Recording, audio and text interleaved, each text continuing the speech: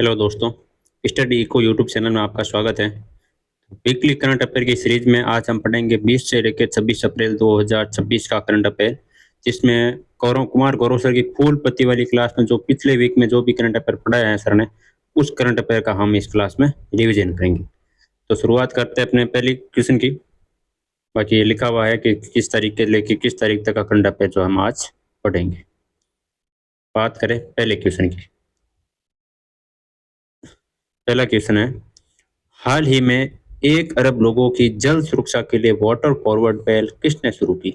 तो ये शुरू की भाई वर्ल्ड बैंक ने। बाकी बात करें इस पहल की, तो वर्ल्ड बैंक द्वारा शुरू 15 अप्रैल 2026 को हुई थी। इसका उद्देश्य है 2030 तक 1 अरब लोगों को जल सुरक्षा प्रदान करना।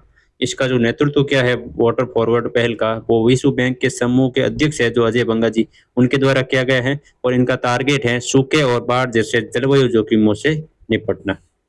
बाकी ये इनकी स्लाइड। नेक्स्ट क्वेश्चन की बात करें, हाल ही में विश्व सूत्र पहल किसने लॉन्च की? तो ये लॉन्च की भाई कपड़ा मंत्रालय ने। कहाँ पे लॉन्च की है ये?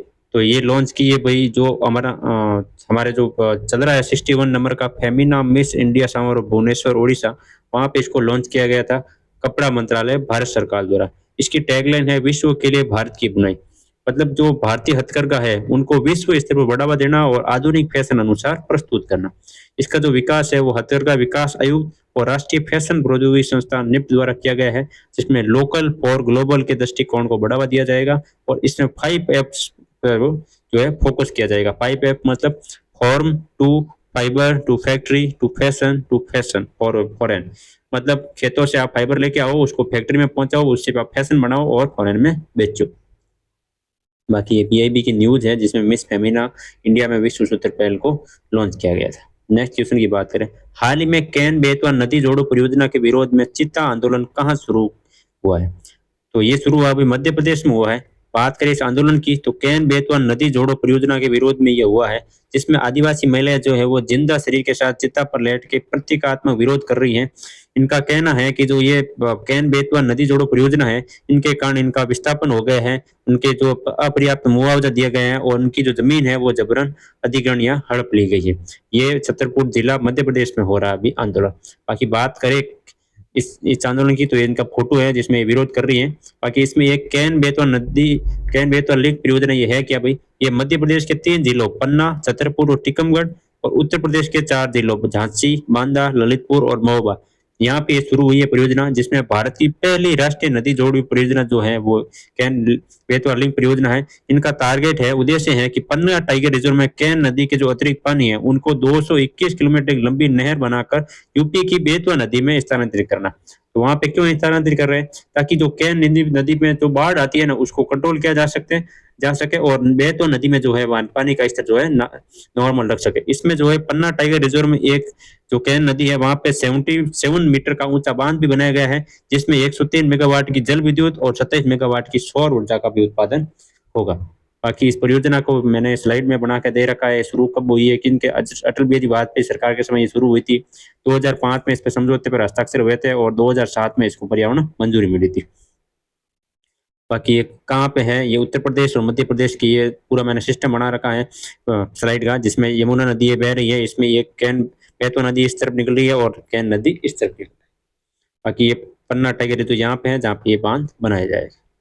नेक्स्ट क्वेश्चन की बात करें, हाल ही में किस राज्य के भारतीय वनस्पति शास्त्री एन अलीम यूसुफ को आक्रामक पौधों की पहचान करने वाले ऐप के लिए WWF पुरस्कार मिला है? तो ये साइंटिस्ट है भाई, बॉटनिस्ट केरल के रहने वाले हैं। बात करें एन अलीम यूनुफ की, तो ये केरल के भारतीय वनस्पति शास्त्र है, जो कि Malabar botanical garden of and institute for plant sciences Kozhikode Kerala के एक शोधकर्ता है। इन्होंने आक्रामक पौधों की पहचान करने के लिए एक ऐप विकसित किया है, नियोफाइट आईडी। इनके लिए इनको WWF world wild life fund का नेशनल अवार्ड मिला है। ये ऐप जो है वो कृत्रिम एआई मतलब ये कृत्रिम बुद्धिमत्ता एआई के योलो V11 मॉडल का उपयोग करता है, जिसमें आप पौधे की कोई भी तस्वीर लेके ये पता लगा सकते हो कि जो प्रजाति है पौधे की वो आक्रामक है या नहीं है। इनको ये सम्मान जो मिला है वो मिला है national eco youth innovation summit 2026 जो कि तेलंगाना में हो रही, वहां पे इनको ये पुरस्कार मिला है। और इन पुरस्कार मिलने का टारगेट क्या है? इनका टारगेट है सेना स्पेक्चुली जैसी आक्रामक प्रजातियों को नियंत्रित करना और देशी प्रजातियों को नष्ट होने से बचाना। बाकी ये इनका फोटो है ये अवार्ड लेते हुए। नेक्स्ट क्वेश्चन की बात करें, हाल ही में फेमिना मिस इंडिया वर्ल्ड 2026 का खिताब किसने जीता? तो ये जीता भाई साध्वी सतीश जैन ने। बात करें फेमिना मिस इंडिया वर्ल्ड 2026 की, तो ये 61वां क्रम था इस बार, जो कि के IIT university campus Bhubaneswar Orissa में आयोजित हुआ था, जिसमें साध्वी सतीश सैल जो है गोवा की रहने वाली वो विजेता बनी है, जिनको 75वीं विश्व वर्ल्ड प्रतियोगिता में भारत का प्रतिनिधित्व करने के लिए उनको चुना गया है। मतलब ये जो फेमिना मिस इंडिया वर्ल्ड जो जीती है जो भी, वो 75 जो अगली मिस वर्ल्ड प्रतियोगिता होती है ना, वहां पे भारत का प्रतिनिधित्व करती है। तो इस बार 75 का जो होगा आगे मिस वर्ल्ड प्रतियोगिता, उसमें ये भाग लेगी। और 60वें क्रम की जो पिछले साल की जो विजेता थी निकिता पोरवाल, इनके द्वारा इनको ताज पहनाया गया। बाकी फर्स्ट रनर अप और सेकंड रनर अप को इनका फोटो नाम दे रखा है, आप पढ़ लेना, इतना जरूरी है नहीं। बाकी इनका जो ताज पहनाया गया था वो निकिता पोरवाल द्वारा साध्वी सतीश जैन जो विजेता है उनको ये ताज पहनाया गया।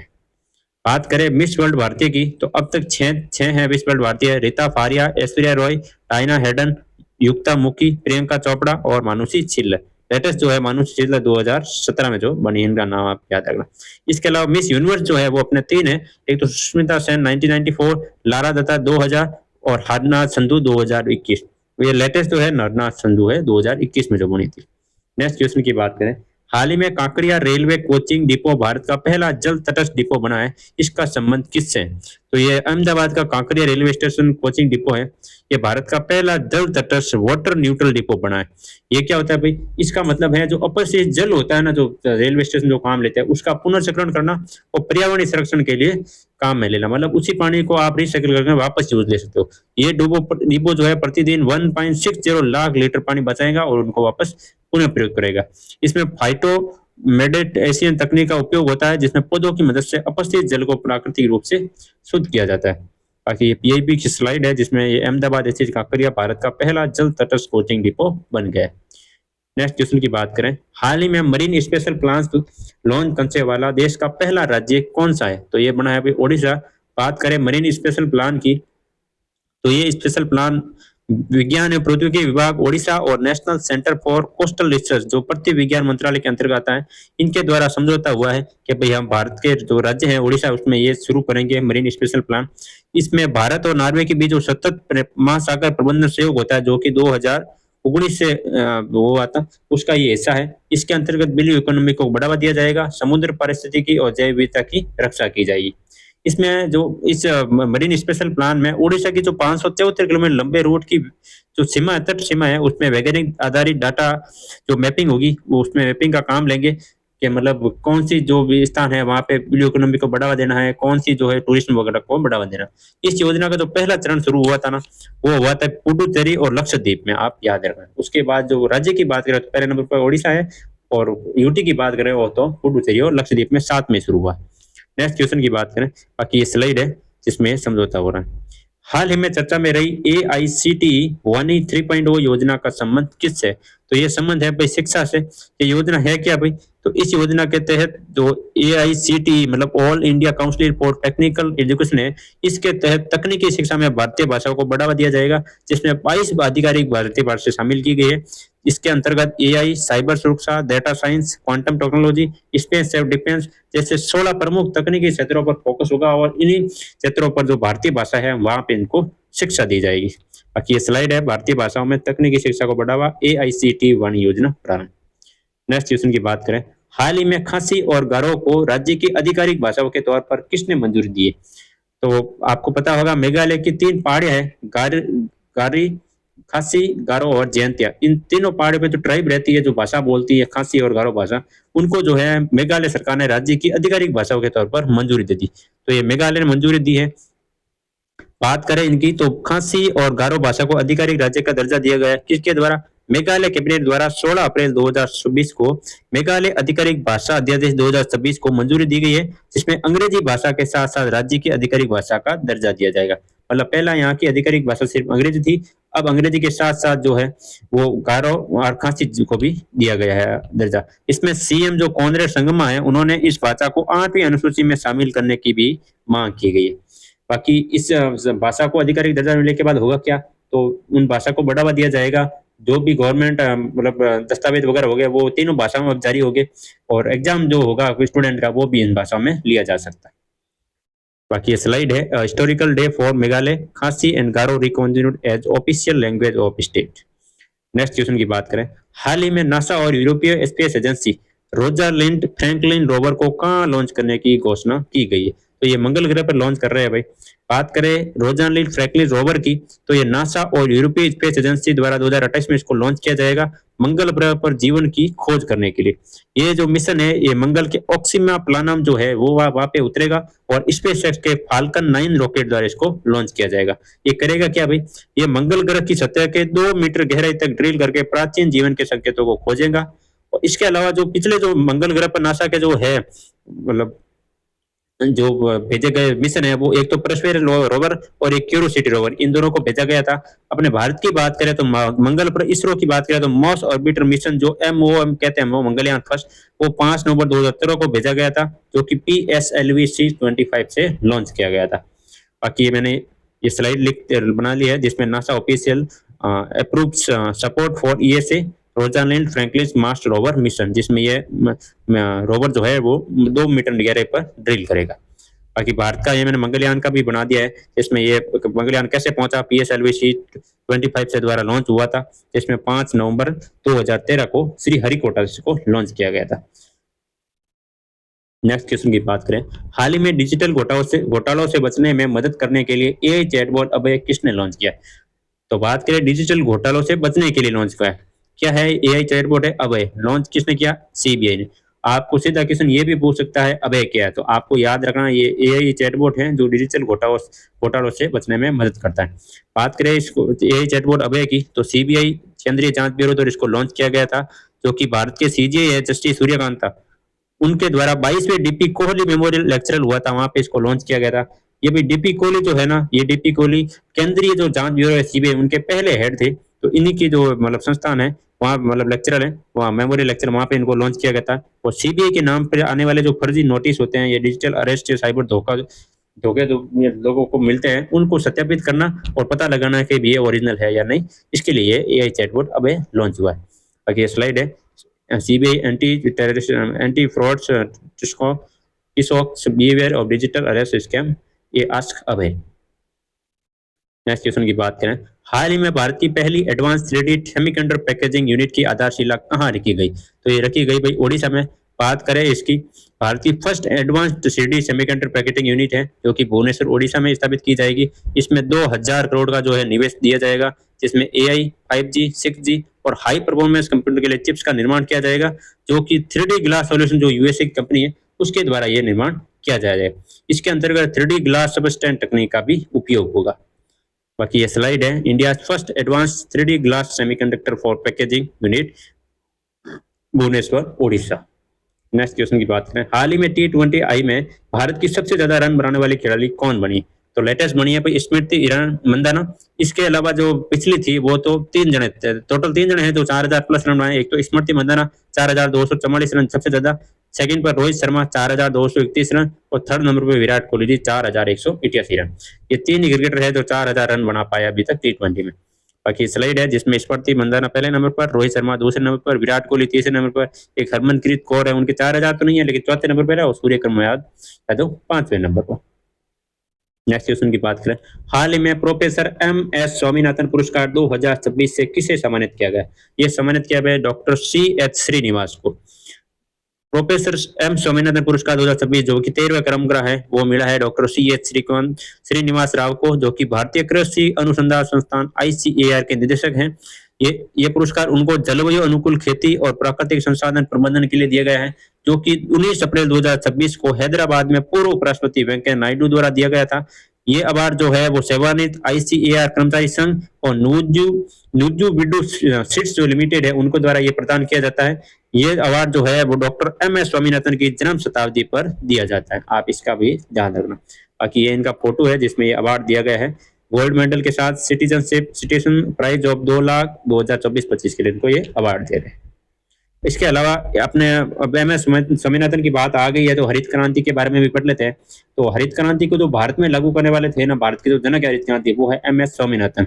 विश्व में बात करें तो नॉर्मन बोरलॉग, और इन जो हरित क्रांति शब्द दिया था ना वो दिया है विलियम गॉडवे। बाकी हरित क्रांति पूरा डिटेल इसमें स्लाइड में मैंने बना रखा है, आप एक बार पढ़ लेना। हरित क्रांति के अलावा भारत में और भी क्रांतियां हैं, कौन कौन सी?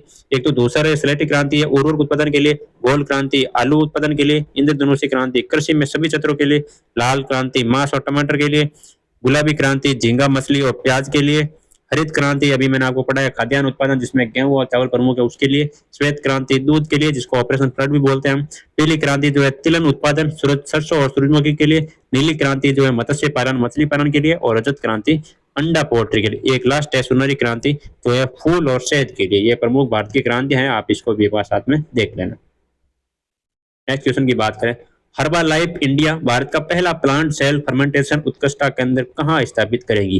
तो ये करेगी भाई चेन्नई में। बात करें भारत का पहला प्लांट सेल फर्मेंटेशन उत्कृष्टता केंद्र, तो इसकी साझेदारी हुई है हर्बल लाइफ इंडिया और आईआईटी मद्रास के साथ। ये IIT Madras research park Chennai में इसको स्थापित किया जाएगा। इसके तहत प्लांट सेल तकनीक के द्वारा उच्च गुणवत्ता वाले हर्बल अर्क का उत्पादन किया जाएगा और उसके लिए शोध किया जाएगा।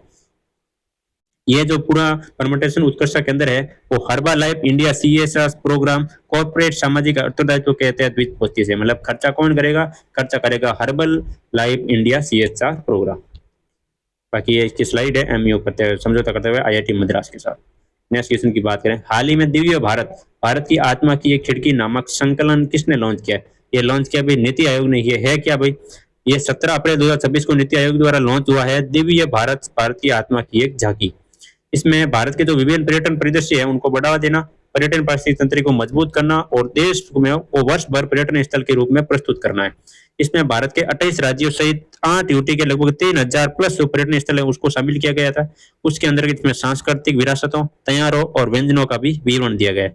इसको लॉन्च किया गया है नीति आयोग के जो उपाध्यक्ष है सुमन बेरी, नीति आयोग के जो सीईओ है नीति चिबर और पर्यटन मंत्रालय के जो सचिव है भुवनेश कुमार, इनके द्वारा ये लॉन्च किया गया था। ये है क्या भाई?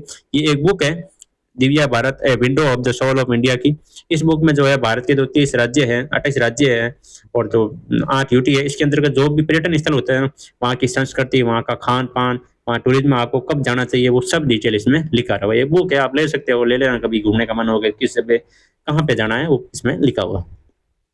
नेक्स्ट क्वेश्चन की बात करें, हाल ही में सीडीएस अनिल चौहान ने सूर्य देवभूमि चैलेंज 2.0 कहाँ शुरू किया?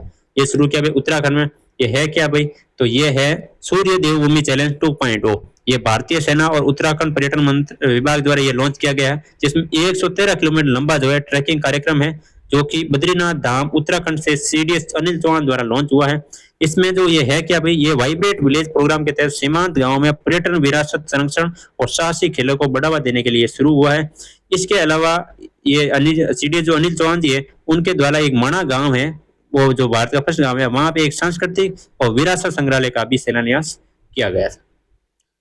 बाकी ये है सूर्या देवभूमि चैलेंज 2.0 2026। नेक्स्ट क्वेश्चन की बात करें, हाल ही में आग लगने की घटना के बाद केंद्र सरकार ने पचपद्रा रिफाइनरी का उद्घाटन स्थगित किया है। पचपद्रा रिफाइनरी कहाँ स्थित है? तो ये है भाई राजस्थान में। हुआ क्या है कि मोदी जी जो 20 अप्रैल 2026 को इसका उद्घाटन करने वाले थे ना, उसके एक दिन पहले इस रिफाइनरी में आग लग गई थी, जिसके कारण जो है उद्घाटन कैंसिल हुआ। तो ये पचपद्रा रिफाइनरी बालोतरा स्थित है। पहले ये बाड़मेर में थी लेकिन जिला के परिवर्तन के कारण ये अब लेटेस्ट बालोतरा के अंदर है।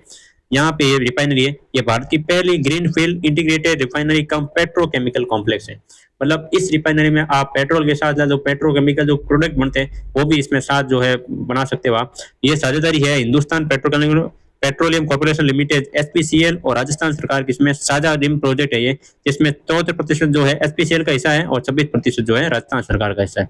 इस परियोजना में 72,450 करोड़ रुपए की लागत आई थी। इसके अंतर्गत जो है 9 मिलियन मीट्रिक टन प्रति वर्ष जो है इसकी क्षमता है पेट्रोकेमिकल को साफ करने की। इसमें जो नेल्सन कॉम्पेलिसिटी इंडेक्स है इसकी वो है 17.0। इसमें जो पीएम मोदी जी है वो उद्घाटन से ठीक एक दिन पहले 20 अप्रैल 2026 को इस रिफाइनरी में आग लग गई थी, आप इसमें याद रखें। बाकी ये पूरी स्लाइड में मैंने बना रखा है कि इस पचपद्रा बालोतरा में स्थित है, जिसमें 74% एचपीसीएल का हिस्सा है और 26% राजस्थान सरकार का हिस्सा है। इसमें 2.4 मीट्रिक टन पेट्रोकेमिकल का है। इसमें कुल निवेश जो है 79,450 करोड़ का है। नेशनल इंडेक्स कॉम्प्लेक्सिटी इंडेक्स है वो 17 है इसमें, और इसमें ऊर्जा सुरक्षा को बढ़ावा दिया जाएगा, औद्योगिक हब विकसित होगा और रोजगार मिलेगा। नेक्स्ट क्वेश्चन, हाल ही में मिस साके इंडिया 2026 का आयोजन कहाँ हुआ? ये हो भाई मुंबई में। ये है क्या भाई? ये है भाई हीरो हामा इंडिया प्राइवेट लिमिटेड द्वारा एक जापानी साके संस्कृति को बढ़ावा देने के लिए शुरू हुआ मिस साके इंडिया 2026 है, जो कि मुंबई में शुरू हुआ है। इसकी जो विजेता बनी है वो बनी है निशिता योगेश अतंकर, जो कि कथक नृत्यांगना है, वो बनी है। इसमें रोबा रोबा का जो कुराकू है उनके द्वारा आयोजित कार्यक्रम में भारत जापान के सांस्कृतिक संबंधों को बढ़ावा देने के लिए सांस्कृतिक राजदूत के रूप में ये ताज पहनाया गया है नितिशा योगेश अतंगर को। मतलब जापानी संस्कृति को जो है ये बढ़ावा देती है, जो और कथक नृत्यांगना है। मुंबई में इसका आयोजन हुआ। अभी मैंने पीछे आपको पढ़ाया था मिस जो है इंडिया जो फेमिना मिस इंडिया वर्ल्ड वो बनी थी साध्वी सतीश जैन, और ये है मिस साके इंडिया जो कि बनी है निशिता योगेश अतंकर। बाकी ये इनका फोटो है। नेक्स्ट क्वेश्चन की बात करें, हाल ही में चर्चा में रहे दोबारा इस्तेमाल किए जाने वाले न्यू ग्लेन रॉकेट का संबंध किससे है? तो ये भी ब्लू ओरिजिन कंपनी का रॉकेट है, जिनके जो हेड है वो है जेफ बेजोस। उनकी ब्लू ओरिजिन कंपनी का ये न्यू ग्लेन रॉकेट है, जो कि भारी लिफ्ट रीयूजेबल रॉकेट है। मतलब एक भारी रॉकेट है और वापस इसको प्रयुक्त किया जा सकता है। मतलब ये दोबारा इस्तेमाल किया जाने वाला रॉकेट है। इस रॉकेट का जो नाम है वो नासा के अंतरिक्ष यात्री है जॉन गलेन, इसके सम्मान में रखा गया है। ये जो न्यू गैलेन रॉकेट है ये फ्लोरिडा के Cape Canaveral Space Force Station से लॉन्च हुआ है, और अप्रैल 2026 में ये रॉकेट उपग्रह को तय कक्षा में स्थापित नहीं कर पाया गया, लेकिन ये वापस आ गया था, जो कि ब्लू वर्ल्ड पर लेके गया था। बाकी ये स्लाइड है ब्लू ओरिजिन लैंड जिम्पॉन reused New Glenn rocket booster. Next question की बात करें, हाल ही में भारत का पहला 3 टीम वाला फुटबॉल फॉर्मेट ओमेगा बॉल किसने लॉन्च किया है? ये है क्या भाई? ये 3 टीम वाला फुटबॉल है। नॉर्मली 2 टीम होती है, लेकिन इसमें 3 टीम है। नाम है ओमेगा बॉल, जो कि आईआईटी मद्रास द्वारा शुरू किया गया था। बात करें इसकी, ये भारत का पहला 3 टीमों वाला फुटबॉल फॉर्मेट है, जिसका नाम है ओमेगा बॉल। ये आईआईटी मद्रास द्वारा 17 अप्रैल 2026 को लॉन्च हुआ है। इसमें एक गोलाकार मैदान होता है जिसमें 3 टीमें भाग लेती है और 3 ही गोल पोस्ट होते हैं। प्रत्येक टीम जो एक गोल पोस्ट की रक्षा करती है और अन्य 2 गोल पोस्ट गोल करती है। इनका टारगेट क्या है भाई? उद्देश्य क्या है? इनका उद्देश्य है देश में पारंपरिक फुटबॉल से अलग एक नया और तेज गति वाला खेल पेश करना। मतलब क्या, नॉर्मल खेल तो सब भी खेलते हैं, हम 3 वाला खेलेंगे, अलग खेल इसमें विकसित किया गया। बाकी इसकी ये फोटो है, स्लाइड देखो, जिसमें 3 गोल पोस्ट है, एक यहाँ पे है, एक यहाँ पे है और एक यहाँ पे। मतलब 3 गोल पोस्ट हैं, दो दो में आप गोल कर सकते हो और एक आप डिफेंड कर सकते हो। नेक्स्ट क्वेश्चन की बात करें, हाल ही में पहले स्टेट ऑफ इंडिया बैट्स 2024-25 में अनुसार देश में सर्वाधिक चमगादड़ों की प्रजातियां कहाँ पे हैं? तो ये है अभी पश्चिम बंगाल में। बात करें इस रिपोर्ट की, तो ये India state of India bats report है, जो कि 2024-25 की है। इसमें भारत के जो चमगादड़ की पहली और राष्ट्रीय स्तर की आकलन रिपोर्ट है पेश की गई है। जारी किसने गई? ये भाई नेचर कंजर्वेशन फाउंडेशन और बैट कंजर्वेशन इंटरनेशनल द्वारा ये जारी की गई है, जिसमें भारत में जो चमगादड़ों की 135 प्रजातियां जो है पाई जाती है, जिसमें 16 तो स्थानीय है और 16 तो यहीं की है, बाकी विदेशी की है, लेकिन 16 यहीं की है और 135 टोटल पाई जाती है। IUCN द्वारा 7 प्रजातियां तो संकटग्रस्त स्थिति में बताई गई है, मतलब 7 प्रजातियों को खतरा है। और चमगादड़ों पर सबसे बड़ा जो बसेरा है इस रिपोर्ट के अनुसार वो है रॉबर्ट्स कैप महाबलेश्वर महाराष्ट्र में। और इसके अलावा इंडियन फ्लाइंग फॉक्स जो बैट है उनका नाम है टेरोपस गिंगेटस। बाकी ये पूरी जो है रिपोर्ट है जिसमें 135 स्पीसीज है और 16 भारत में है। बाकी ये मैंने एक स्लाइड और जोड़ दी इसमें, चमगादड़ों की क्या होती है, चमगादड़ ये किस प्रकार मतलब जो इकोलॉजी के जरूरी होते हैं वो सारा इसमें लिखा हुआ है। नेक्स्ट क्वेश्चन की बात करें, हाल ही में पहले ब्रिक्स एकेडमिक फोरम की मेजबानी किसने की? तो ये मेजबानी हम खुद कर रहे हैं, नई दिल्ली में होगी ये भारत सरकार द्वारा। इसके मेजबानी भारत द्वारा नई दिल्ली में 17 से 18 अप्रैल को होगी, जिसका नाम है ब्रिक्स एकेडमिक फोरम। इसका जो थीम है इस साल का वो है लचीलापन, नवाचार, सहयोग और स्थिरता के लिए निर्माण। ये ब्रिक्स 2026 की भी थीम है, आप याद रखना, जो कि भारत में होगा इसी की थीम ये सेम यही है, जिसमें अंग्रेजी मैंने लिखा है buildings of resistance, innovation, corporation and sustainability. अंग्रेजी में लिखा और हिंदी में लिखा, आप कोई भी एक याद कर लेना। ये ब्रिक्स की भी थीम है 2026 की, और ब्रिक्स एकेडमिक फोरम जो अभी हो रहा है नई दिल्ली में उसकी भी थीम है। इसमें जो आयोजक है वो है ऑब्जर्वर रिसर्च फाउंडेशन और research and information system for development country. बाकी ये स्लाइड है ब्रिक्स इंडिया 2026 की। ये ब्रिक्स 2000 लोगो है 2026 का, भारत द्वारा जारी किया गया कमल का फूल। बाकी ब्रिक्स 2026 के बारे में मैंने पूरा इसमें डिटेल लिखा हुआ है। नेक्स्ट क्वेश्चन की बात करें, हाल ही में एप्पल का नया मुख्य कार्यकारी अधिकारी CEO किसे नियुक्त किया गया? तो ये बने भाई जॉन टर्नर्स। पहले कौन थे? पहले थे टिम कुक, इनको अभी बनाया है एग्जीक्यूटिव चेयरमैन, और जॉन टर्नर्स है उनको बनाया है CEO, जो कि 1 सितंबर 2026 से जो इनका कार्यकाल शुरू होगा। बाकी ये पहले हैं जो टिम कुक है, और लेटेस्ट जो है जो टर्नर इनका फोटो। नेक्स्ट क्वेश्चन की बात करें, हाल ही में Laureus world sportsman of the year award 2026 से किसे सम्मानित किया गया है? यह सम्मानित किया भाई कार्लोस अल्कराज को। बात करें लोरियस वर्ल्ड स्पोर्ट्समैन अवार्ड की, तो इसका आयोजन हुआ है मैड्रिड स्पेन में। स्पोर्ट्समैन ऑफ द ईयर बने हैं भाई कार्लोस अल्कराज, जो कि टेनिस की खिलाड़ी है, और फीमेल बनी है आर्यन सबलेगा, वो भी टेनिस की खिलाड़ी है बेलारूस की। World team of the year की बात करें, वो पेरिस सेंट जर्मन टीम, और इसमें भारतीय महिला क्रिकेट टीम को भी नॉमिनेशन मिला था। याद रखना, world team of the year जो मतलब एक नॉमिनेशन कैटेगरी है, उसमें भारत की महिला क्रिकेट टीम को जो इस अवार्ड में नॉमिनेशन मिला था, जीता नहीं है, नॉमिनेशन मिला है, जीता है पेरिस सेंट जर्मन। बाकी world comeback of the year का अवार्ड मिला है लोरी मैकलोन गोल्फ के लिए, और world breakthrough of the year मिला है लैंडो नॉरिस फॉर्मूला 1 वाली कार के लिए। बाकी इसमें sports movement of the award जो 2011 मिला था, वो मिला अपने सचिन तेंदुलकर, मतलब एक बार जो है वो भारतीय को ये अवार्ड मिल चुका है। बाकी ये आर्यन सप्ले का, ये कार्लोस अल्कराज। नेक्स्ट क्वेश्चन की बात करें, हाल ही में देश के पहले पेट्रोग्लिफ संरक्षण पार्क की आधारशिला कहाँ रखी गई? ये रखी गई भाई लद्दाख में। बात करें देश के पहले पेट्रोग्लिफ संरक्षण पार्क की, तो आधारशिला रखी गई है लद्दाख के लेह में सिंधु नदी के घाट पर उपराज्यपाल विनय कुमार सक्सेना द्वारा। बाकी ये विश्व विरासत दिवस जो था 18 अप्रैल 2026 को, उस अवसर पे ये रखी गई थी। बाकी पूरा पाषाण काल के जो मानव जीवन है, संस्कृति है और कला को जो सुरक्षित रखना है, और विकास और पर्यटन को जो है खतरा जो भी है उनको रोकना है, इसका उद्देश्य है। इसमें सिंधु और जासकन नदियों के किनारे पर जो कलाकृतियां यहाँ रखी गई थी, उनको संरक्षण देना है, और विलुप्त होते प्राचीन पेट्रोग्लिफ जो कि चट्टानों पर नक्काशी होती है, उनका संरक्षण करना है। मतलब पुरानी जो मतलब पत्थर वगैरह है, जहाँ पे स्केच वगैरह या फिर कुछ कलाकृति बनाई है, उसको जो है सुरक्षा करना, उसके लिए पेट्रोग्लिफ संरक्षण पार्क बनाया गया है। बाकी ये पूरा लिखा है इसमें कि स्थान कहाँ है, लद्दाख के सिंधु घाट क्षेत्र में, शुभारंभ विनय कुमार सक्सेना द्वारा, और ये प्रादेशिक शैल प्रकृति का संरक्षण और बढ़ावा देने के लिए हुआ है क्या भाई? चट्टानों पर उकेरे गए प्राचीन चित्र और प्रतीक हैं, जिसमें शिकार के दृश्य हैं, जानवर के दृश्य हैं, बौद्ध प्रतीक है, और मानव सभ्यता संस्कृति और संचार के प्रारंभिक जो है साक्ष्य है। ऐसे हैं पत्थर जो उनको सुरक्षा देगा। नेक्स्ट क्वेश्चन की बात करें, हाल ही में गाया पूजा का पर्व कहाँ किया मनाया गया है? तो ये मनाया गया त्रिपुरा में। ये है क्या भाई? ये 21 अप्रैल वैशाख महीने की शुरुआत के दिन गरिया पूजा पर्व त्रिपुरा मनाया गया है, जो कि एक सप्ताह तक चलेगा। इस पर्व जो है अच्छी फसल, पशुधन और परिवार की समृद्धि के लिए बाबा गरिया की पूजा होती है। इसमें बाबा गरिया जो है बांस के स्तंभों मतलब खंभों, फूलों और धागों से सजाकर जो इसकी पूजा की जाती है, और पारंपरिक गरिया नृत्य किया जाता है। आप एक बार स्लाइड देख लो, ये देखो, ये बांस का खंभा है जिसमें ये पारंपरिक कपड़े पहना के गरिया पूजा करते हैं।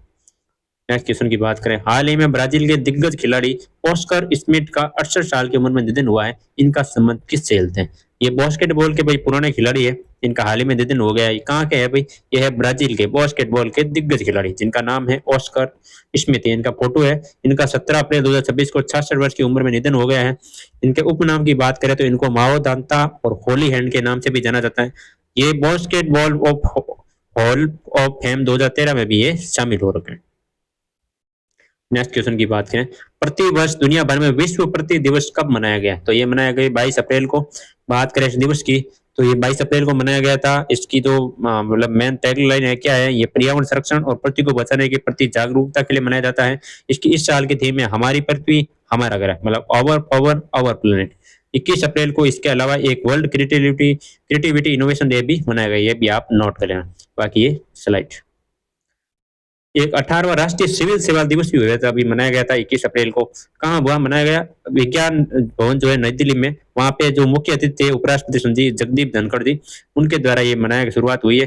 बाकी इसकी शुरुआत 2006 में हुई थी, और 21 अप्रैल 1947 को पहले गृह मंत्री सरदार वल्लभ भाई पटेल ने सिविल सेवा को जो स्टील फ्लेम ऑफ इंडिया कहा था, उसके उपलक्ष्य में जो है 21 अप्रैल को ये दिवस मनाते हैं। नेक्स्ट क्वेश्चन की बात करें, हाल ही में यूके में ग्लोबल ग्रीन आइकॉन से किससे सम्मानित किया गया? ये सम्मानित किया भाई संतोष कुमार जी को। बात करें इस अवार्ड की, तो ग्लोबल ग्रीन आइकॉन के रूप में राज्यसभा के जो सांसद है, उनको ग्रीन इंडिया चैलेंज, राज्यसभा सांसद भी है और ग्रीन इंडिया चैलेंज संस्थापक भी है, जोगिनपल्ली संतोष कुमार, उनको यह अवार्ड प्रदान किया गया था। कहाँ पे हुआ ये हुआ है लंदन में आयोजित विश्व जलवायु नेताओं के सम्मेलन में, मतलब वर्ल्ड क्लाइमेट लीडर्स कॉन्क्लेव में। इसका आयोजन जो है वो हाउस ऑफ लॉर्ड्स ब्रिटिश संसद द्वारा किया गया था।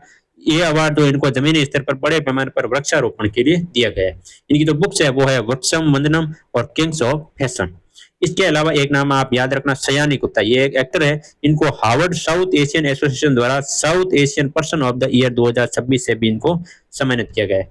बाकी ये सयानी गुप्ता में मैंने पढ़ा दिया। कार्लोस सर्कलास मैंने आपको बताया था, वर्ल्ड स्पोर्ट्स जो अवार्ड मिला है लोरियस स्पोर्ट्स वो इनको मिला है। बाकी संतोष कुमार जो है इनको ग्लोबल ग्रीन रिकॉर्ड अवार्ड मिला है। बाकी ये इनका फोटो। नेक्स्ट क्वेश्चन की बात करें, हाल ही में Asia zero emission community AZEC plus बैठक कहाँ हुई है? ये हुई है भाई जापान में। बात करें इस बैठक की तो इसको जापान द्वारा होस्ट किया गया था 15 अप्रैल 2026 को। ये एक ऑनलाइन वर्चुअल शिखर सम्मेलन था। इसमें भारत की तरफ से विदेश मंत्री एस जयशंकर ने भाग लिया था। इसके अलावा Australia, Bangladesh, Malaysia, Singapore, Vietnam, Philippines और अन्य एशियाई देश इन्होंने वहां पे इस समिट में भाग लिया था, ऑनलाइन वर्चुअल समिट में। इसका तो टारगेट था, विषय था, वो था ऊर्जा लचीलापन और पश्चिम एशिया जो भी संकट चल रहा है ऊर्जा आपूर्ति वाला, उसमें जो योगदान है उस पर चर्चा करना। बाकी इस मतलब एशिया जीरो एमिशन कम्युनिटी जो बैठक चल रही थी, इसमें जापान द्वारा पावर एशिया, जिसको बोलते हैं partnership on wild energy and resources Reliance Asia, इसकी पहल की भी इसमें शुरुआत की गई इसके द्वारा, जापान द्वारा। बाकी ये स्लाइड है। नेक्स्ट क्वेश्चन की बात करें, हाल ही में किस राज्य के कर्नल शेर जंग नेशनल पार्क के इको सेंसिटिव जोन ESZ दर्जे को रद्द किया गया? ये कहाँ पे है? तो ये है हिमाचल प्रदेश में। बात करें कर्नल शेर जंग नेशनल पार्क की, सिरमौर जिला हिमाचल प्रदेश में। इसके अन्य नाम की बात करें तो इसका अन्य नाम है सिंबलवाड़ा नेशनल पार्क। 2022 में इको सेंसिटिव जोन बना था, लेकिन हिमाचल प्रदेश हाईकोर्ट जो है उन्होंने 16 अप्रैल 2026 को इस दर्जे को समाप्त कर दिया। क्यों किया, इसका कारण उन्होंने बताया है कि जो इको सेंसिटिव जोन घोषित किया गया था, अधिसूचना जो जारी हुई थी, उसमें जो आवश्यक कानूनी प्रक्रिया है उनको पालन भी नहीं किया गया था, और स्थानीय लोगों जो कि 13 गांव वहाँ के पड़ते हैं इस इकोनॉमी इको सेंसिटिव जोन में, उससे जो है सलाह भी इसमें नहीं ली गई थी, इसके कारण इसको रद्द किया गया। बाकी स्लाइड है, कर्नल शेरजंग राष्ट्रीय उद्यान से जुड़ा बड़ा फैसला, हिमाचल हाई कोर्ट ने ESZ अधिसूचना को रद्द किया। बाकी हिमाचल प्रदेश में स्थित है पाउंडा घाटी में, सिलिम्बरा राष्ट्रीय उद्यान इसका दूसरा नाम है। 350 से 700 मीटर जो ऊंचाई पर बना हुआ है, और इसमें कालेश्वर राष्ट्रीय उद्यान से जुड़ा भी है, पारिस्थितिक महत्व है। नेक्स्ट क्वेश्चन की बात करें, देश की पहली निजी सोने की खदान कहाँ प्रारंभ होगी? तो ये होगी भाई कुर्नूल जिला आंध्र प्रदेश में। बात करें इस जोनागिरी परियोजना की, कुर्नूल जो आंध्र प्रदेश में जो शुरू होगी है जोनागिरी परियोजना, ये देश की पहली निजी सोने की खदान है, मतलब प्राइवेट के हाथों में जाएगी। पहले नॉर्मल जो खदान है वो सरकार के हाथ में रहती है, लेकिन ये प्राइवेट की पहली है जोनागिरी परियोजना। इनका जो विकास किया जाएगा वो किया जाएगा Jio Mysore services India private limited द्वारा। ये मई 2026 में इसकी शुरुआत होगी। इनके अनुसार इस जो खदान जो शुरू होगी जोनागिरी परियोजना, उसमें 750 से लेकर 1000 किलोग्राम सोना है पर ईयर जो उत्पादन होगा, इनका कहना है। इसमें ओपन पिट माइनिंग और कार्बन इन लीच प्रोसेसिंग जो होती है उस तकनीक का काम लेंगे। इसके अलावा भारत में एक हड्डी गोल्ड माइंस है कर्नाटक की, जो वर्तमान में भारत की सबसे बड़ी और प्रमुख सक्रिय सोने की खदान है। ये भी आप साथ में याद रखना। बाकी ये स्लाइड है, new large scale private gold mine operation in Andhra Pradesh. बाकी भारत में जो सोने की अन्य खदान है वो एक कोलार गोल्ड फील्ड आपको पता होगा, जिसमें मूवी बनी हुई है KGF कर्नाटक में। एक तो वो है, एक सोना खाना छत्तीसगढ़ में है, वायनाड केरल में है, हट्टी कर्नाटक में आपको पढ़ा है, भारत की एकमात्र सक्रिय सोने की खदान। एक रामगिरी आंध्र प्रदेश में है, और एक सीएम भूम झारखंड में, और सोना खान छत्तीसगढ़। नेक्स्ट क्वेश्चन की बात करें, हाल ही में DRDO ने आंतरिक सुरक्षा को मजबूत करने के लिए गृह मंत्रालय को कौन सी AI संचालित जो है प्रणाली सौंपी है? वो सौंपी है प्रज्ञा। ये है क्या भाई? ये DRDO द्वारा विकसित AI संचालित प्रणाली है। ये स्वदेशी AI सक्षम जो सैटेलाइट इमेजिंग है और एनालिटिक प्लेटफॉर्म है, इसके द्वारा इसका उपयोग किया जाएगा। मतलब सैटेलाइट द्वारा और AI द्वारा इसका दोनों के साथ उपयोग करके किसी जगह का जो है डाटा तैयार करना इसके द्वारा किया जाएगा। इसका जो विकास है वो DRDO की विशेष प्रयोगशाला और centre for artificial intelligence and robotics द्वारा किया गया है, जिसमें DRDO के जो हेड है समीर V कामत, इनके द्वारा नई दिल्ली में केंद्रीय गृह सचिव जो है उनको ये प्रणाली सौंपी गई है, मतलब गृह मंत्रालय को ये सौंप दी गई है। इसका जो उद्देश्य है वो है सुरक्षा एजेंसियों को रियल टाइम में निर्णय लेने में सहायता करना, संवेदनशील क्षेत्रों की निगरानी करना और आतंकवाद विरोधी अभियानों में मददगार मतलब सहायता करना। बाकी इसका जो आंसर है वो है प्रज्ञा। प्रचंड क्या है भाई? ये LCH है, ठीक है, हल्का लड़ाकू विमान। बाकी स्लाइड है, भारतीय आंतरिक सुरक्षा को मिलेगी नई मजबूती, DRDO ने गृह मंत्रालय को सौंपा AI आधारित इमेजिंग सैटेलाइट सिस्टम प्रज्ञा। नाम याद रखना आप प्रज्ञा। नेक्स्ट क्वेश्चन की बात करें, हाल ही में 2025 में टॉप 25 मीथेन उत्सर्जक स्थलों की सूची में भारत के कौन से स्थान को शामिल किया गया?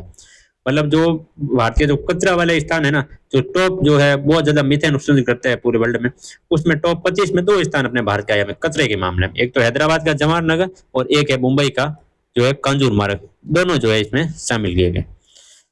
बात करें यूनिवर्सिटी ऑफ कैलिफोर्निया द्वारा ये जारी हुई है जो कि लॉस एंजलिस में रिपोर्ट, इसमें 2025 में जो टॉप 25 मिशन उत्सर्जक स्थल है उनकी सूची जारी की गई है, जिसमें भारत के 2 है, एक तो है जवाहर नगर लैंडफिल हैदराबाद, इसको जो है 4था स्थान मिला है, और एक है कंजूर मार्ग लैंडफिल मुंबई, ये इसको 12वां स्थान मिला है।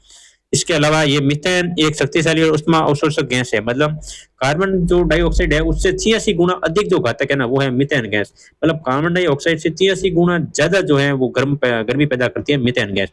इसके अलावा इस रिपोर्ट में जो टॉप स्थान है शीर्ष में वो है कैंपो डो माया लैंडफिल ब्यूनस आयर अर्जेंटीना, वहाँ की एक खदान है, मतलब खदान क्या बोले, एक कचरे पात्र कचरा स्थान है जहाँ डाला जाता है लैंडफिल स्थान, वहाँ की जो है ये टॉप स्थान हासिल किया है। बाकी भारत में हैदराबाद का है और एक दिल्ली का, बाकी ये फोटो। नेक्स्ट क्वेश्चन की बात करें, हाल ही में गणित में ब्रेक थ्रू पुरस्कार 2026 से किसे सम्मानित किया है? ये सम्मानित किया भाई फ्रैंक मरले को। ये पुरस्कार है क्या भाई? ये पुरस्कार प्रसिद्ध गणितज्ञ फ्रैंक मरले को प्रदान हुआ ब्रेक थ्रू पुरस्कार 2026। ये विज्ञान का ऑस्कर है और इसमें $3 मिलियन की राशि दी जाए, ये इनका फोटो। नेक्स्ट क्वेश्चन की बात करें, हाल ही में राष्ट्रीय पोषण पखवाड़ा जागरूकता अभियान में पहला स्थान किसने हासिल किया?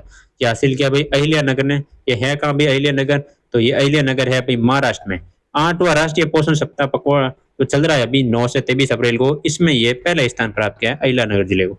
इसका जो आयोजन किया गया था वो महिला एवं बाल विकास मंत्रालय द्वारा किया गया था, जिसमें ये टारगेट था भाई जीवन के जो पहले 6 वर्ष है उसमें मस्तिष्क के विकास को अधिकतम करना, और जो बच्चा होता है टबर उसको खूब खिलाना, ताकि 6 वर्ष तक जो है उसका दिमाग जो है बहुत मतलब तगड़े तरीके से जो है बन जाए। इसमें दूसरा स्थान है वो पुणे महाराष्ट्र को मिला है। बाकी ये फर्स्ट स्थान अहिल्या नगर को मिला है, और ये बच्चा है जिसमें खाना पीने का इसमें लेकर ये पूरी बनाई हुई है स्लाइड। नेक्स्ट क्वेश्चन की बात करें, हाल ही में भारत के 95वें शतरंज ग्रैंड मास्टर कौन बने? ये बने भाई आरोनियाक घोष। कहाँ के है ये है भाई पश्चिम बंगाल के रहने वाले हैं, 85 नंबर के ग्रैंड मास्टर हैं, 22 साल के हैं, कोलकाता के अरोनिक घोष। इसके अलावा इन्होंने बैंकॉक शतरंज क्लब 2026 में ये जो है ग्रैंड मास्टर की उपलब्धि हासिल की है। नेक्स्ट क्वेश्चन की बात करें, हाल ही में किस राज्य के सेका झील पक्षी अभ्यारण्य को देश का 99वां रामसर स्थल घोषित किया गया? ये यूपी का है भाई सेका झील पक्षी अभ्यारण्य। बात करें इस पक्षी अभ्यारण्य की तो ये भारत का 81वां, ये गलत लिख दिया भाई 99वां है, 99वां जो रामसर स्थल बना है सेका झील, ये अलीगढ़ जिला यूपी का है, उत्तर प्रदेश का, यह 12वां स्थान का है, और टोटल में बात करें 99 हुआ है। इसकी जो घोषणा की है वो केंद्रीय पर्यावरण मंत्री भूपेंद्र यादव द्वारा घोषणा की है 22 अप्रैल 2026 को। इसमें जो है इस जो सेका पक्षी अभ्यारण्य है इसमें एक तो बार हेडेड गूज हंस होते हैं और एक पैटेंट स्टार बतख होती है, वो प्रवासी पक्षी भी आते हैं। नेक्स्ट क्वेश्चन की बात करें, भारत का 99वां रामसर स्थल सेका झील पक्षी अभ्यारण्य अलीगढ़ यूपी, पाकिस्तान ये लिखा है, ये भारत का 99वां है और उत्तर प्रदेश का 12वां। नेक्स्ट क्वेश्चन की बात करें, हाल ही में आईएनएस निरीक्षक ने किस देश में आयोजित इन एसएलएन डाइवेक्स 2026 में देश का प्रतिनिधित्व किया? तो ये हो रहा है अभी श्रीलंका में, वहां पे जाएगा आईएनएस निरीक्षक। चौथा संस्करण है आईएनएसएलएस डाइवेक्स का, जो कि कोलंबो बंदरगाह श्रीलंका में आयोजित हो रहा है 21 से लेकर 27 अप्रैल 2026 को, और चौथा संस्करण है इस बार। इसमें भारतीय नौसेना का जो गोताखोरी सहायता और पनडुब्बी बचाव पोत है आईएनएस निरीक्षक, उस ये इसमें भाग लेगा। आईएनएस निरीक्षक की जो कमांडिंग ऑफिसर है वो है कमांडर शैलेश त्यागी, ये इसमें भाग लेने के गए हैं। इनका उद्देश्य है भारतीय और श्रीलंका के नौसेनाओं के मध्य अंतर संचालनता, सामंजस्य और गोताखोरी अभियानों में कार्य प्रणाली का आदान प्रदान। मतलब समुद्री इलाकों में जो मतलब कोई अभ्यास चलता है या गोताखोरी अभियान चलता है उसमें जो है आपस में सहयोग प्रदान करना। बाकी ये इनका फोटो है, जो कमांडिंग ऑफिसर शैलेश त्यागी जी, और ये आईएनएस निरीक्षक। नेक्स्ट क्वेश्चन की बात करें, हाल ही में भारत और भूटान ने 7वीं संयुक्त सीमा शुल्क समूह की बैठक कहाँ आयोजित की गई? ये भाई केरल में हुई आयोजित। केरल में कहाँ पे हुई है? तो मुन्नार में हुई है, 20 से 21 अप्रैल को आयोजित होगी। इसमें सह अध्यक्षता के रूप में भारत के जो केंद्रीय प्रत्यक्ष कर और सीमा शुल्क जिसको हम सीबीआईसी बोलते हैं उसके सदस्य योगेश गर्ग जी, और एक भूटान के वित्त मंत्रालय के भूटान के वित्त मंत्रालय के एवं सीमा शुल्क विभाग के महानिदेशक है सोनम जामसो, इन दोनों ने अध्यक्षता की है। मतलब एक नाम है योगेश गर्ग, याद रखना, और एक सोनम जामसो, इन दोनों ने इसका अध्यक्षता की है। इनका टारगेट है, मतलब उद्देश्य है सीमा शुल्क जो सहयोग को मजबूत करना और द्विपक्षीय व्यापार को सुगम बनाना। बाकी ये 7 joint groups of customs meeting between India and Bhutan, Unnao, Kerala. Next question की बात करें, हाल ही में भारत का पहला एकीकृत कृषि खुफिया पारिस्थितिक तंत्र कहाँ लॉन्च किया गया था? ये हुआ भाई आईआईटी रोपड़ में। ये है क्या भाई? ये भारत का पहला एकीकृत कृषि खुफिया पारिस्थितिक तंत्र है, जिसको आईआईटी रोपड़ में लॉन्च किया गया था। ये एक फुल्ली इंटर्ज्ड एग्रीकल्चर इंटेलिजेंस इकोसिस्टम है। ये अंग्रेजी में लिखा है, बाकी हिंदी ऊपर एकीकृत कृषि खुफिया परिस्थिति तंत्र है। इसको लॉन्च किया गया था, जो कि आईआईटी रोपड़ के AI for agriculture centre of excellence द्वारा ये विकसित होगा। इसमें स्वान नामक एक उन्नत वेदर स्टेशन है, और उन्नत जेट जो है वो एक इंजन भी है। ये एआई संचालित वास्तविक समय में मौसम का डाटा देगा, सटीक कृषि की सलाह देगा और मौसम अनुसार फसलों की जानकारी देगा। मतलब जो है मौसम की तरीके से एकदम एक्यूरेट जानकारी देगा, और कौन सी फसल किस टाइम पर आपको पैदावार करनी है उसकी भी जानकारी ये देगा। लॉन्च हुआ है IIT Ropar, Punjab. Next question की बात करें, बाकी ये स्लाइड है AICOE on agriculture led by IIT Ropar. Next question, हाल ही में टाटा स्टील ने कहा दुनिया की पहली इजी मेल्ट तकनीक बनाने के लिए एसएमएस ग्रुप के साथ समझौता किया है? समझौता हुआ भाई टाटा स्टील के साथ, एसए मेल्ट के साथ, जो कि एसएमएस ग्रुप है उनके साथ हुआ है, झारखंड जमशेदपुर में। बात करें इसकी समझौते की, तो टाटा स्टील एक और दूसरा है एसएमएस ग्रुप, जिसकी एसएमएस ग्रुप है क्या? ये कंपनी जो है पॉल बर्थ है ना लक्समबर्ग की, उनका ये मतलब ग्रुप है एसएमएस, उनके द्वारा समझौता हुआ है जमशेदपुर, झारखंड में। इस समझौते के तहत दुनिया की जो पहले ऐसी मेल्ट जो तकनीक है उसको लगाने के लिए एमओयू भी हुई है, जो कि ऐसी मेल्ट जो electrically assistant synthetic gas smelter है, उसका उपयोग जो है वो फर्नेस में किया जाएगा, ताकि कार्बन उत्सर्जन में कमी आए। मतलब जो स्टील को पिघलाने का काम होता है, वहां पे इसका उपयोग किया जाएगा। इनका टारगेट है 2045 तक नेट जीरो कार्बन उत्सर्जन। इसके लिए समझौता हुआ है टाटा स्टील और ईजीसी के साथ। नेक्स्ट क्वेश्चन की बात करें, हाल ही में किसने 17 साल उससे कम उम्र के बच्चों को सिगरेट बेचने पर रोक लगाने के लिए तंबाकू और वेप्स बिल पास किया है? बिल का नाम है तंबाकू और वेप्स बिल, पास किया यूके ने। इस बिल की बात करें तो 1 जनवरी 2009 या उसके बाद पैदा हुए किसी भी बच्चे को सिगरेट और तंबाकू बेचना अवैध है।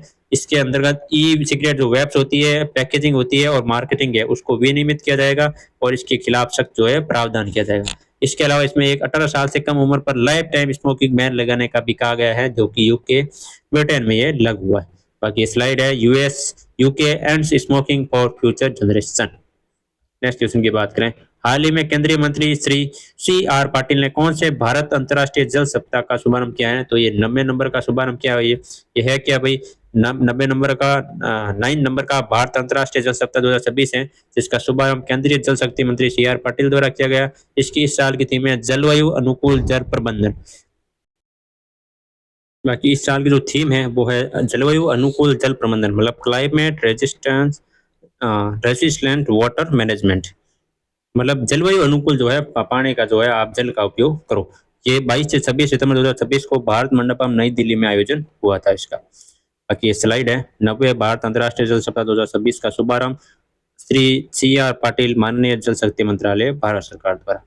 नेक्स्ट क्वेश्चन की बात करें, हाल ही में वंदे मातरम के 150 साल पूरे होने के मौके पर VM फ्रेम राष्ट्रीय फिल्म निर्माण प्रतियोगिता किसने शुरू की? तो ये संस्कृति मंत्रालय द्वारा शुरू की गई है। ये है क्या भाई? तो इसका नाम है VM फ्रेम्स। VM फ्रेम मतलब राष्ट्रीय जो फिल्म निर्माण प्रतियोगिता, उसका नाम है ये वंदे मातरम के 150 वर्ष पूरे होने पर संस्कृति मंत्रालय द्वारा इसका शुरू हुआ है। मतलब संस्कृति मंत्रालय इसको आयोजित करेगा। इसके अंतर्गत रील बनाने वाले को, AI आधारित फिल्म बनाने वाले को और लघु फिल्म बनाने वाले को पुरस्कार दिया जाएगा। टोटल पुरस्कार है 50 लाख रुपए, मतलब टोटल 50 लाख है। एक जने को 50 नहीं मिलेंगे। रील में जो टॉप आएगा बनाने वाले उसको भी अवार्ड मिलेगा, AI आधारित जो फिल्म बनाएगा उसको भी अवार्ड मिलेगा। इसका जो टारगेट क्या है, उनका उद्देश्य है भी नागरिक युवाओं को दृश्यकथा के माध्यम से देश के प्रति गर्व और पुरस्कार की भावना को रचनात्मक रूप से प्रस्तुत करने के लिए प्रोत्साहित करना, ये इनका उद्देश्य है। बाकी ये स्लाइड है, इसमें देख लेना वंदे भारत प्रेम राष्ट्रीय फिल्म निर्माण प्रतियोगिता, जिसमें 50 लाख के अवार्ड है। रील बनाने वाले को, पहले वाले को 1.5 लाख, दूसरे स्थान वाले को 1 लाख और तीसरे स्थान वाले को 50,000 मिलेगा। यही फिल्म बनाने वाले को 5 लाख का पुरस्कार पहला, 3 लाख का पुरस्कार दूसरा, और तीसरा पुरस्कार है 1.5 लाख का। एआई फिल्म बनाने वाले को पहले का 15 लाख, और लघु फिल्म वाले को, और दूसरे को 12 लाख, और तीसरे को 10 लाख। मतलब लघु फिल्म बना हुआ आप, इसमें सबसे ज्यादा अवार्ड है। एक कैमरा होना चाहिए, भाई मोबाइल से बना सकते हो, ये देखो बैठ लेके बैठा है कैमरे, कुछ बनाएंगे शायद। नेक्स्ट क्वेश्चन की बात करें, हाल ही में विश्व पुस्तक दिवस 2026 कब मनाया गया? तो ये मनाया गया भाई 23 अप्रैल को। बात करें इस दिवस की, तो वर्ल्ड बुक कैपिटल 2026 इस दिन को, मतलब इस दिवस को विश्व पुस्तक जो कॉपीराइट दिवस हुआ 2026 को 23 अप्रैल में, इसमें वर्ल्ड बुक कैपिटल जो है वो रबात मोरक्को घोषित हुई इस साल। इसका उद्देश्य है रचनात्मकता को प्रेरित करना, साक्षरता को बढ़ावा देना और पढ़ने की आदत को विकसित करना, जो कि आप लोग नहीं पढ़ते हो। ये यूनेस्को द्वारा घोषित दिवस है। बाकी ये स्लाइड है विश्व कॉपीराइट पुस्तक और कॉपीराइट दिवस। नेक्स्ट क्वेश्चन की बात करें, हाल ही में भारत सरकार ने किसके साथ रिलोस समझौता किया है? आपको मैंने जनवरी में पढ़ाया था, रिलोस समझौता किसके साथ है भाई? रूस के साथ है। इस समझौता के तहत जो है वो, इसकी जो अवधि है वो है 5 साल, लागू 2026 में हो गया था। इसकी फुल फॉर्म है reciprocal exchange of logistic agreement. मतलब प्रत्येक देश जो है दूसरे देश में 3,000 सैनिक, 5 युद्धपोत और 10 विमान तैनात कर सकता है। मतलब भारत अपने 3,000 सैनिक, 5 युद्धपोत और 10 विमान रूस में रखेगा, और रूस अपने 3,000 सैनिक, 5 युद्धपोत और 10 विमान जो है भारत में रखेगा। इससे होगा क्या? तो इससे सैन्य सहयोग को बढ़ावा देंगे और रसद सहायता को आसान बना जाएगा। मतलब अपने जो हथियार होते हैं ना, देश में 80% जो हथियार है वो हम रूस से खरीदते हैं।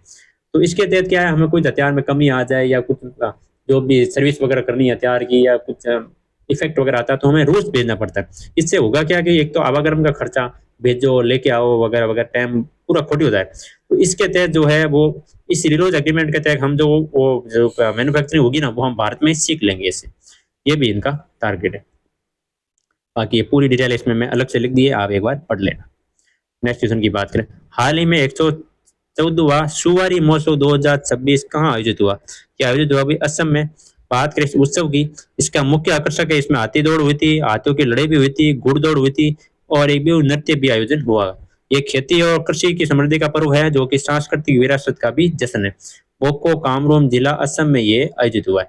बाकी इसकी आप फोटो देख लो, इसमें घुड़सवार दौड़ है, विभिन्न नृत्य है, और हाथियों की लड़ाई भी।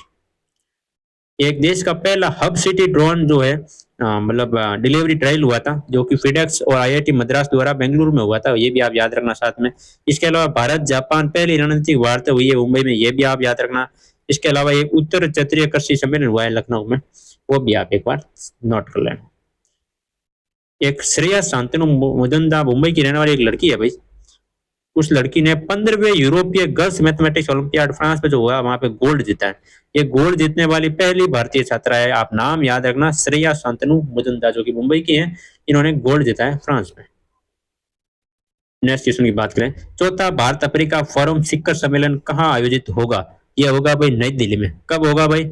यह होगा भाई 28 से लेकर 31 मई 2026 को नई दिल्ली में। इसकी जो जानकारी दी है कि भाई अब होगा ये, वो जानकारी दी है विदेश मंत्री एस जयशंकर द्वारा। इसकी जो इस साल की थीम है वो है आई ए स्पिरिट, मतलब नवाचार, लचीलापन, समावेशी और परिवर्तन के लिए भारत अफ्रीकी रणनीतिक साझेदारी। ये तो हिंदी में थी, अंग्रेजी में आप देख लेना, India Africa strategic partnership for innovation, resistance and inclusive transformation, ये इसकी अंग्रेजी में थी है।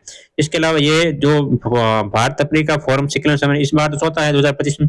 इससे पहले पहली बार ये हुआ था 2008 में, दूसरी बार हुआ था ये 2011 में, और तीसरी बार हुआ था 2015 में।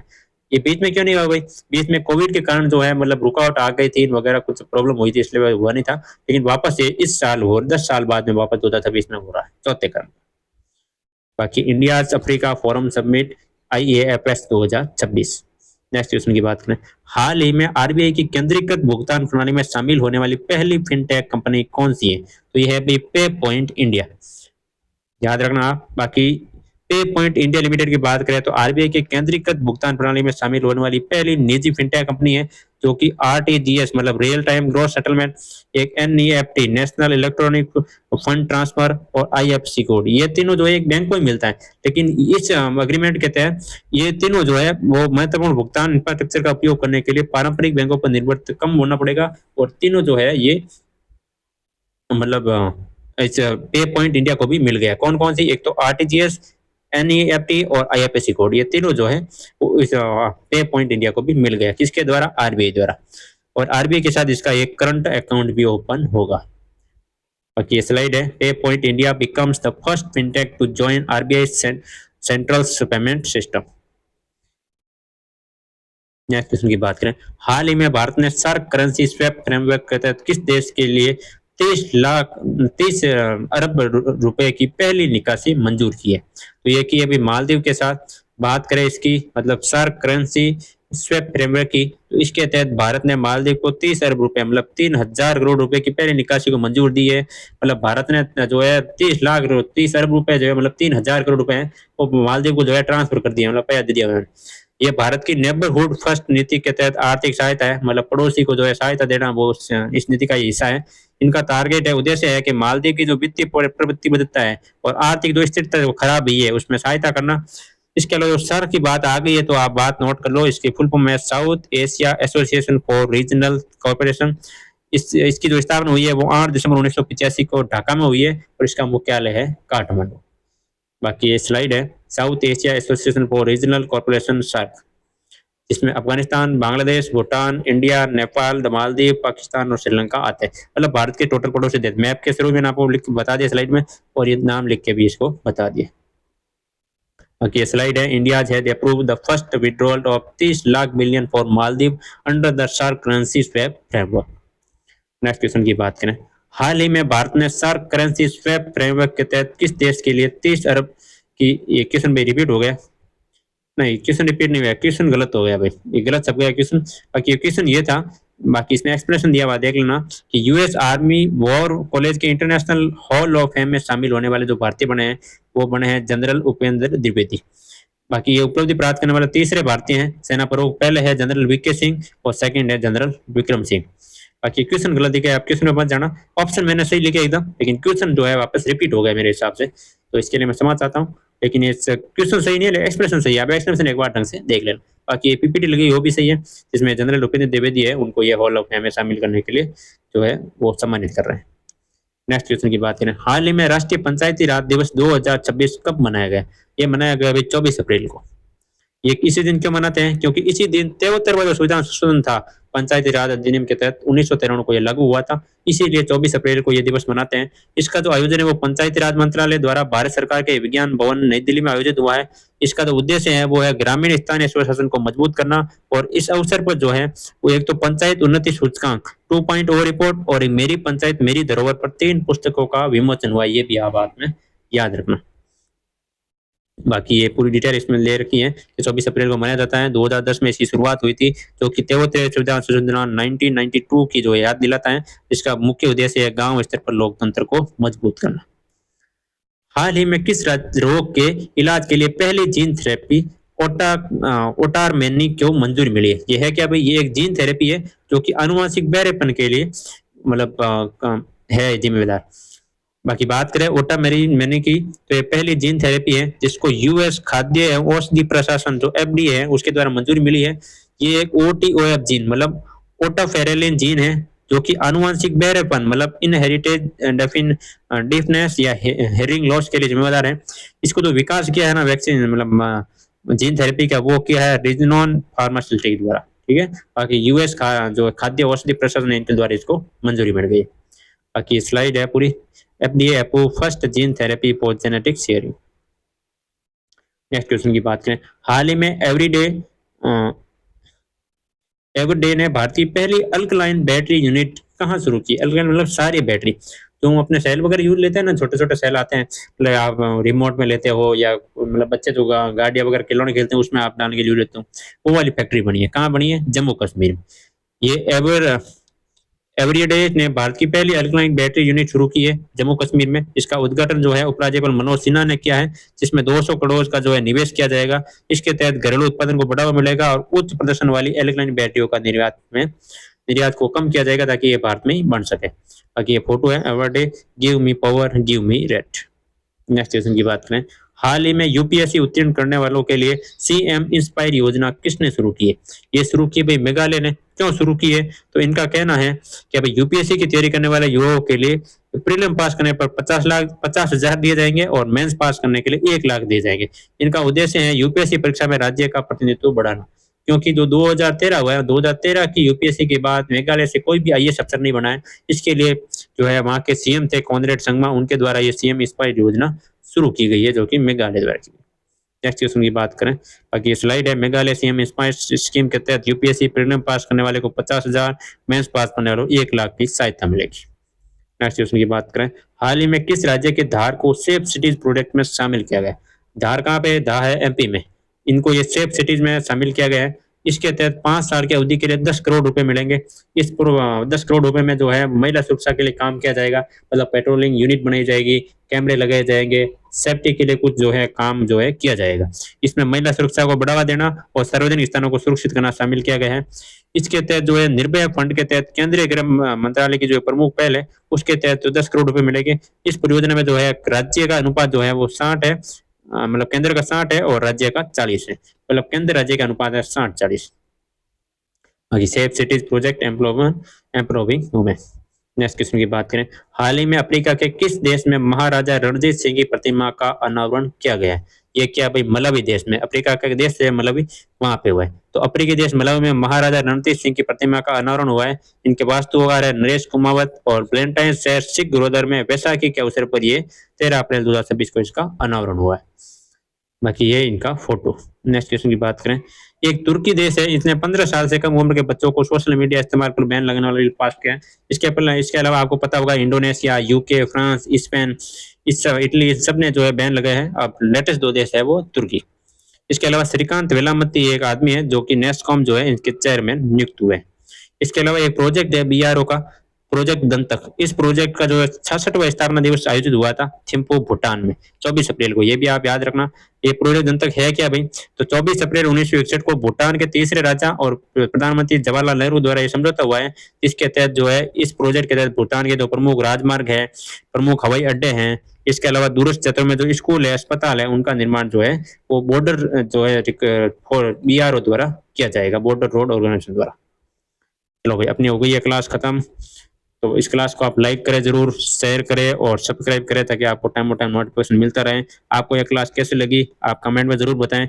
इसके अलावा करंट अफेयर से संबंधित कोई टॉपिक, मंथली करंट अफेयर या डेली आपको इसी ले में आपको करंट अफेयर पढ़नी है स्टाइल वगैरह से, तो आप मेरे को कमेंट कर सकते हैं। तो डेली में करंट अफेयर पढ़ाना शुरू कर दूंगा। बाकी अपनी अब बात एक ही चलती है वीकली करंट अफेयर क्लास।